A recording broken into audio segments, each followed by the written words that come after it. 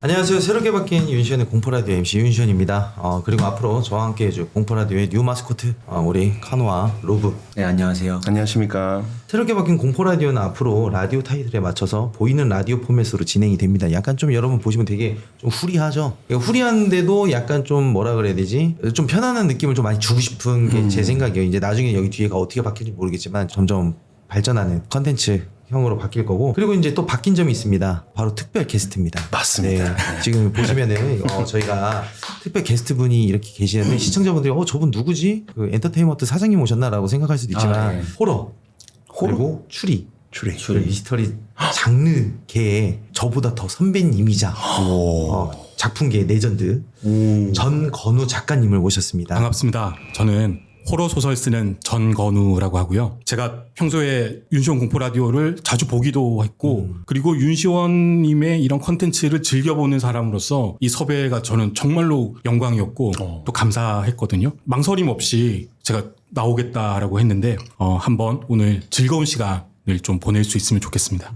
네. 좋습니다. 너무 영광이고 목소리 너무 좋으시다. 네. 그러면 사연 들어가기 전에 저희가 좀 약간 궁금한 게 있어요. 여기서 이제 가장 핵심되는 거죠. 공포, 라디오의 핵심, 귀신은 무엇일까? 작가님이 생각하는 귀신은 네. 어느 종교하고 가장 유사한 귀신입니까? 굳이 따지자면 도교 쪽하고 가까운 것 같아요. 도교 쪽. 그게 이제 아마 일반적으로 우리가 알고 있는 사람들이 흔히 생각하는 귀신의 모습이겠죠. 뭐 다리가 없고 뭐 형체를 가지고 있고 죽었을 당시에 그 형체대로 나타난다. 이런 게 제가 알기로는 도교 신앙하고 많이 관련이 있는 그런 쪽의 귀신이 제가 그래도 좀 생각하는 귀신의 모습과 부합하지 않나. 도교는 어느 나라에서 제일 많이 그게 돼 있는? 일본이죠. 네. 그 도교권이 원래 그 귀신이나 이런 요괴 같은 것들에 대한 이야기들이 많거든요. 네, 그래서 일본에 그런 컨텐츠들이 굉장히 많아진 이유가 네, 바로 그겁니다. 네. 일본 가보셨어요? 한 번도 안 가봤습니다. 기회가 되시면 네. 또 저희하고 일본도 한번 가보세요. 좋죠. 네. 저 일본 컨텐츠 즐겨보고 있거든요. 네, 네, 네. 너무 가고 싶더라고요. 네. 근데 일본이 우리나라하고 좀 틀려요. 자연 그대로기 때문에 산속을 올라가잖아요. 그걸 네. 이제 동물들 안광이라고 하는 그눈 네네. 너무 많아요.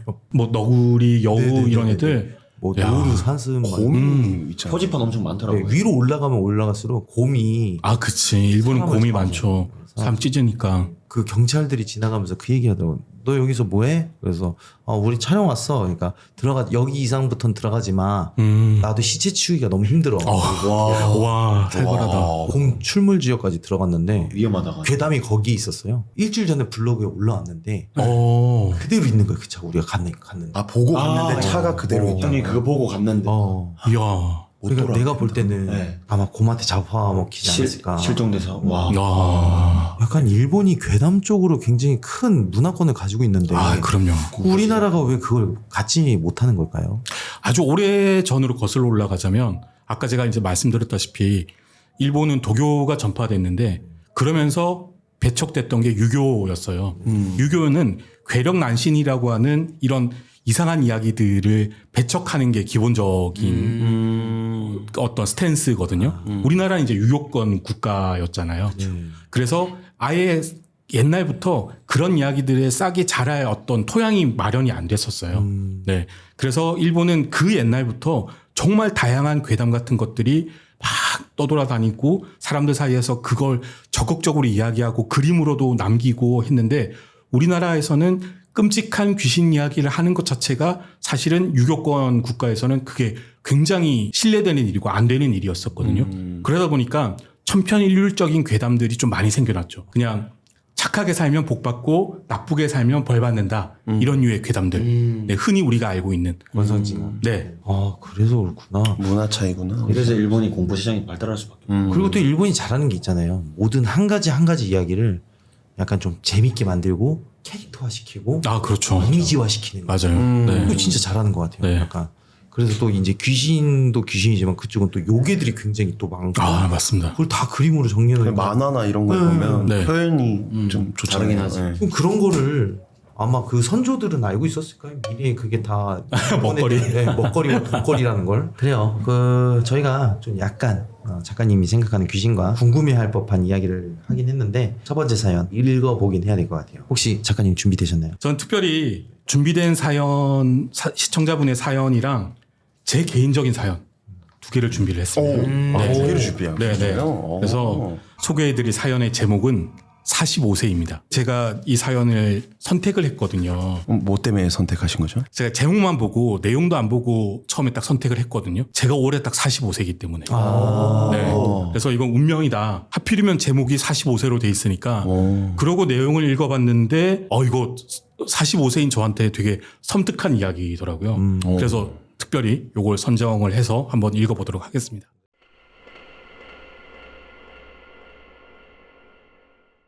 얼마 전 갑작스럽게 사촌형의 부고 소식을 듣고 급하게 운전대를 잡아야만 했습니다. 시간은 밤 10시를 좀 넘겼을 거예요. 저는 한 주는 주간, 한 주는 야간 교대 일을 합니다. 다행히 그날은 주간인 날이었어요. 하지만 회사가 너무 바빠 늦은 시간까지 일을 하고 집에 막 들어왔던 참이었습니다. 몸은 천근만근 무겁지만 사촌형의 갑작스러운 죽음에 너무 놀라 바로 옷만 갈아입고 출발했어요. 아버지는 형제들과 낚시 여행 중이셨고 동생은 해외 출장 중이라 제가 저희 집 대표로 먼저 출발해야만 했습니다. 사촌 형과는 성인이 된 후 소원해졌지만 어렸을 적에는 같은 지역에서 살았기에 가족끼리 자주 만나며 친하게 지냈었습니다. 그래서 어릴 적 추억은 많은 편이었습니다. 그렇다 보니 장례식장을 가는 동안에도 솔직히 믿기지가 않더군요. 형이 정말 죽었나? 고작 45인데? 교통사고인가? 허리 디스크 말고 아프다는 얘기는 들어본 적이 없는데? 운전하는 내내 계속 의문이 들었습니다. 그런데 어느 순간 급격히 졸음이 몰려오더군요. 계속 제대로 쉬지 못하고 야근을 해서 그런지 쭉 길게 이어진 도로가 너무 단조롭고 지루했습니다. 이러다 졸음 운전하겠다 싶어 가장 가까운 휴게소를 찾아봤지만 20분은 더 가야 했습니다. 그런데 다행히 졸음 쉼터가 중간에 있더군요. 저는 음악 볼륨을 최대로 키우고 겨우 잠을 물리치며 졸음 쉼터에 도착했습니다. 화장실과 흡연 부스 그리고 벤치 몇 개가 놓인 것이 다인 작은 졸음 쉼터였습니다. 생각보다 많은 차들이 서 있었습니다. 겨우 화장실 끝에 하나 남은 주차구역을 찾아서 차를 댄 후에 바로 눈을 감았습니다. 진짜 눈 감자마자 잠들었던 것 같습니다. 불편한데도 불구하고 엄청 깊이 잘 잤던 것 같습니다. 그런데 이 단잠을 깨우는 소리가 자꾸 들리는 겁니다. 똑똑 똑똑똑똑 차 창문을 두드리는 소리가 계속 잠결에 들려왔습니다. 저는 결국 인상을 찌푸리며 잠에서 깨고 말았습니다. 더 자고 싶었는데 누가 자꾸 이렇게 방해하는 건가 싶었죠. 눈을 뜨고 핸드폰으로 시간을 확인하자 새벽 2시를 조금 넘긴 시각이었습니다. 자정쯤 졸음 쉼터에 도착했던 것 같은데 어느덧 2시간이 훌쩍 지나 있었죠. 잠깐 졸았던 것 같은데 하지만 푹 잠들었던 덕분인지 확실히 몸도 가뿐하고 정신도 맑아진 기분이 들었습니다. 그런데 또다시 옆에서 똑똑 창문 두드리는 소리가 들렸습니다. 아 맞다. 나 이 소리 때문이겠지 싶어서 얼른 시동을 켜고 창문을 살짝 내렸습니다. 그러자 모시로 된 정장을 곱게 갖춰 입은 근사한 신사 한 분이 서 계셨습니다. 무슨 일이세요? 옷차림과 생김새가 매우 반듯하고 선해 보였지만 아무래도 낯선 사람이다 보니 경계심이 드는 건 어쩔 수가 없었습니다. 제가 쭈뼛대며 묻자 씩 웃는 모습이 어쩐지 낯설지 않은 인상이었습니다. 종가 미안한데 혹시 담배 하나 얻을 수 있을까? 담배요? 저는 담배를 안 하는데... 잠시만요. 얼마 전 회사 형이 두고 내린 담배를 콘솔 박스에 넣어두었던 것이 떠올랐습니다. 담배값 전체를 내밀자 신사는 본인이 말했던 것처럼 딱 한 개비만 꺼내 들고는 돌려주었습니다. 어차피 저는 담배를 안 하니 다 가져가셔도 된다 하였지만 끝끝내 거절하고 돌아서던 신사가 갑자기 뒤를 돌더니 감사 인사 대신 의문의 말을 남겼습니다. 자네 쪽은 다 45을 잘 넘기겠네 그려. 네? 담배 고맙소. 운전 조심하고 집에 들어가기 전에 담배 하나 사들고 들어가면 더 좋소. 태평하리다. 말투가 왜 저러시지? 그 정도 어르신으로는 안 보이는데 어느덧 흡연부스 쪽으로 호련히 사라진 신사의 말투를 따라하며 차 시동을 걸었습니다. 부지런히 밟으면 그래도 3시 안에는 도착할 수 있을 것 같아 서둘러 이동했습니다. 그렇게 도착한 장례식장은 제 예상보다 훨씬 더 조용하고 적막했습니다. 제가 기억하던 형은 유학도 다녀오고 성격도 호탕해 늘 주변에 친구가 많았습니다. 그런데 솔직히 조금은 시끄럽고 곡소리 많은 장례식장이지 않을까 싶었는데 예상과는 정반대였습니다. 조심히 안으로 들어서자 큰 외삼촌, 작은 외삼촌, 이모부 이렇게 세 분이서 침울하게 앉아 술잔을 기울이고 있었습니다. 저를 세 분 다 못 보신 것 같아 조심히 안쪽으로 향하자 정말로 형의 영정사진이 저를 맞이하더군요. 그제야 저는 형의 죽음이 비로소 와닿았습니다. 외숙모가 멍하니 벽에 기대앉아 형의 영정사진을 멍하니 바라보고 계셨습니다. 그 모습을 보니 평소 살갑게 알고 지내던 사이는 아니었어도 코끝이 찡해지더군요. 숙모, 저 왔어요. 조심히 다가서서 숙모의 손끝을 잡자 제 얼굴을 본 숙모가 갑자기 펑펑 우시기 시작했습니다. 사실 저도 성격이 막 살가운 편은 아니라 어찌해야 할지를 모르겠더군요. 한참을 그렇게 우시던 숙모의 곁을 지키다 나온 저는 다시 한번 이상하다는 생각이 들었습니다. 넓은 장례식장에 삼촌들과 이모 4배뿐이었거든요. 이모도 많이 울었는지 퉁퉁 부은 눈으로 제게 밥부터 먹고 얘기하자 하셨습니다. 그리고 밥을 먹으며 들은 이야기는 형이 스스로 생을 마감했다는 것이었습니다. 그런데 저는 도통 이해할 수가 없었습니다. 꽤나 큰 재산가인 삼촌네서 돈이 부족하여 힘들 리는 없고 형도 그런 삼촌 밑에서 경영을 배우던 중이었으니 부모와 사이가 틀어졌던 것도 아니고 듣기로는 결혼을 생각 중인 애인도 있었고 주변에 사람들도 많아 가족 행사 때 아니면 얼굴 보기도 힘들었던 형인데 갑자기 이런 외로운 죽음이라니. 아니 왜? 뭐가 부족하고 힘들어서? 저절로 이 말부터 나왔죠. 그러자 이모가 나지막히 중얼거리더군요. 자살귀가 붙은 거라고. 큰언니도 45에 그렇게 죽고 우리 아버지도 45에 그렇게 죽고 꼭 45에 데려가네. 어쩜 앉아서 죽는 것도 그리 똑같아. 나쁜 것. 이 나쁜 것. 그러고 보니 외할아버지가 꽤 젊은 나이에 돌아가셨고 절 엄청 예뻐하던 큰이모도 제가 어릴 적에 젊은 나이로 돌아가셨습니다. 두 분 모두 형처럼 안 좋은 선택으로 돌아가셨습니다. 특히 큰이모는 돌아가시기 전날 저녁에 저와 통화했던 것이 마지막 통화라 기억이 또렷하게 남아 있었습니다. 그럼 내일 이모가 엄마랑 통화할게. 무연이가 좋아하는 김밥 싸먹자. 사실 내가 좋아하던 것이 아니라 이모가 좋아하던 음식이었지만 저는 신나서 알겠다고 답했었죠. 다음날 아침 걸려온 이모의 죽음을 알리는 전화는 저도 엄마도 차마 받아들이기 어려웠습니다. 하지만 그날 이모의 죽음도 결국 사실이었죠. 오늘처럼요. 그런데 이모가 이어 말해주는 것이 더 놀라웠습니다. 저희 외가 쪽에 대대로 물려오는 것이 바로 이 자살귀가 붙은 죽음이라는 겁니다. 45, 꼭 누구 한 명은 붙들려 간다고. 큰 돈을 들여서 굿도 해보고 제사도 지내보고 별별 방법을 다 써봤지만 도통 이 자살귀는 막을 방법이 없다며 다들 포기했다고 합니다. 무당이 말하기로는 증조 할아버지 때부터 집안에 대한 증오가 커져 그 기운이 강해졌다고 이모는 제게 주절주절 털어놓듯이 말하고는 이놈의 집안 기가 더럽게 세다며 또다시 우시기 시작하셨습니다. 제가 할 수 있는 것은 그저 어르신들 옆에서 이런 한풀이 같은 이야기를 들어주는 것밖에는 없었습니다. 형의 장례는 그렇게 아주 조용히 소수의 가족만 모여 치러졌습니다. 형의 유골을 선산에 묻어주고 집으로 돌아가기 전 졸음쉼터 안내판을 보고 퍼뜩 그 점잖던 신사가 떠올랐습니다. 자네 쪽은 다 45을 잘 넘기겠네 그려. 담배 한 개비를 가져가며 했던 그 말. 순간 소름이 돋더군요. 찬찬히 떠올려 보니 그 반듯하던 얼굴, 외할아버지와 꽤 닮았던 것 같았습니다. 저는 집에 들어가기 전 편의점에 들러 태우지도 않는 담배를 아무거나 한 갑 사들고 나왔습니다. 그리고 몇 해 전 투병하시다 돌아가신 저희 어머니 사진 옆에 올려두었습니다. 증조 할아버지, 할아버지, 큰이모, 그리고 형이랑 함께 있다면 꼭 전해달라고 어머니께 빌었습니다. 이 담배 한 갭이 피우고 그곳에서는 부디 평안했으면 한다고요. 그리고 이 외로운 죽음이 제발 형으로서 끝나길 바란다고요. 와, 나 소름 돋았어. 자살기가 그 집안 대대로 붙었다는 거는 엄청난 저주죠. 도대체 무슨 죄를 지었길래? 엄청 큰 원한을 사지 않는 이상 이렇게 대대로 계속해서 내려오는 경우는 잘 없거든요. 그니까요. 자살기가 똑같은 나이에 혹시 됐던 건가? 그럴 수도 있죠. 왜냐면 그럴 수 있죠. 45살 때 죽은 자살기가 이 집안에 대대로 저주를 내린 거죠. 네네네. 네. 약간 좀 약간 전생에 이 자식들은 45세를 못 넘길 거야 하고 딱 죽임을 그런 저주 그런 거 아니었어요? 그럼 저주인데 왜 그러면 휴게소라고 해야 되나? 거기 쉬면서 누군가 오셨잖아요. 네. 왜 이분은 또 이걸 그치. 좀 구해줬을까? 이게 저주가 내려온다면 스토리상 이분도 뭔가를 당해야 되는데 이분만 좀 이렇게 좀 혜택이라 해야 될까요? 이분 가계도로는 안 내려온 거죠. 어. 네네. 외가 쪽으로 내려온 거고. 그래서 외할아버지, 옛날에 돌아가신 외할아버지께서 자신의 그 후손이 죽은 걸 보고 그 자리에 잠깐 왔다 가시던 길에 이 사연자를 만난 게 아닌가. 가는 길에. 네. 저는 그런 생각도 좀 들어요. 네.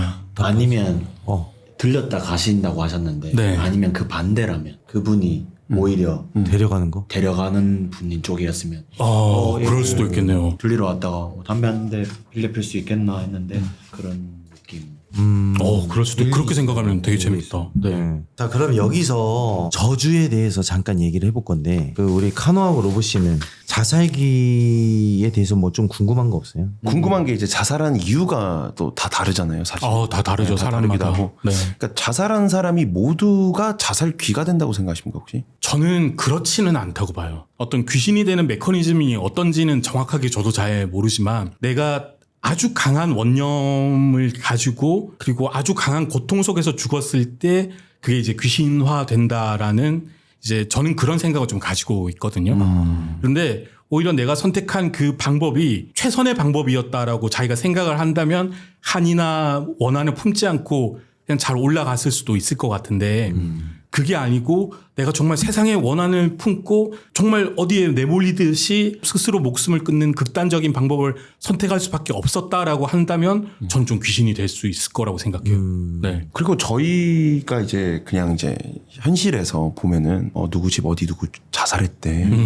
이게 제일 그냥 제 개인적인 생각으로 이게 귀신이랑 연결성을 좀 붙이다 보면은 뭐 수살기보다는 자살하는 쪽 어느 그 집에는 막 사람들이 막 되게 꺼려하고 이런 게 저희 나라가 그럼요. 제일 심하잖아요. 우리나라가 심하죠. 네, 뭐 네. 물에 빠졌다 이런 것보다는 제가 네. 볼 때 진짜 현실에서 가장 사람들이 제일 꺼려하는 것 같다고 저는 좀 생각을 그건 좀 하거든요. 네. 특히 그게 일본에서는 아까 전에 작가님이 말씀하신 것처럼 자살을 많이 하는 곳에 명소로 만들고 막 이런 그런 문화가 있잖아요. 우리나라가 유교 사상이기 때문에 그런 부분에서는 약간 좀 어려워하는 거야. 꺼려하는 거죠. 그러니까 그렇죠. 자살이라는 그런 맞아요. 단어 자체를 굉장히 스스로 꺼려하는 목숨을 끊는다는 것 자체가 금기시되던 네, 일이니까. 그렇죠. 부모님이 주신 네. 건데 그런 부모님이 주신 몸을 자기 스스로 끊었다는 게 이제 내려오는 거지. 그 맞습니다. 세상이. 네. 그러다 보니까 약간 너가 말했던 것처럼 꺼려할 수밖에 없는 게 그런 문화가 깔려 있으니까. 근데 가장 많이 나오는 귀신 얘기가 제가 생각할 땐 자살귀인 것 같은 게 거기 귀신 나온대 하면은 누구 자살했잖아. 이 얘기가 대부분 좀 약간 만약에 없던 귀신도 생긴다고 하면은 자살귀가 제일 그래도 분포도가 전 제일 많은 것 같고 근데 많네요. 잘 생각해 보세요. 네. 내가 만약에 또 안 좋은 선택을 했어요. 그건 나의 의지였을까요? 와 그렇게 생각하면 또 무서운데. 그러니까 옆에 또 자살귀가 없었을까?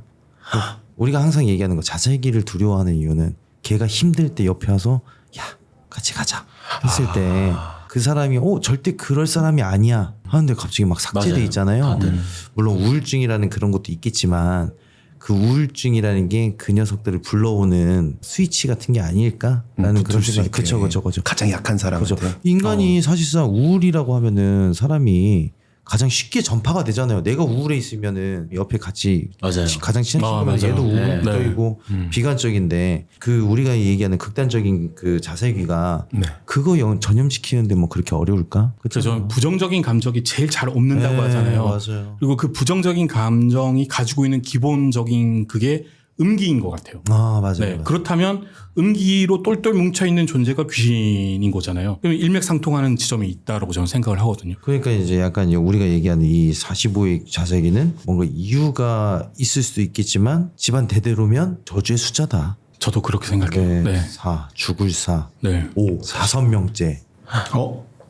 5명 데려간다는 뜻인가? 야 이거 무섭다. 야. 잠깐만 딱 써. 이런 게 상상력이 좀 무서운 그죠, 거 그죠, 같아요. 그죠, 그죠. 열린 결과.